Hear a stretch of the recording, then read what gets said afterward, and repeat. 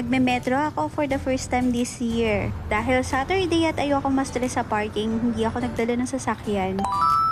Dahil strict sa Dubai, hindi ka basta-basta pwedeng tumawid kapag naka-red light pa. May mga nakakatawid pero pag naabutan ka ng pulis, sorry na lang, may fine. Hi, have a safe night!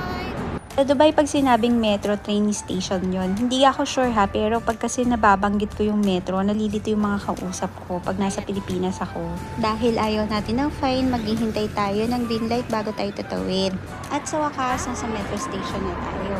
Dito sa Dubai, kapag nag-bus ka after mo bumaba ng metro, libre na yung bus fare mo.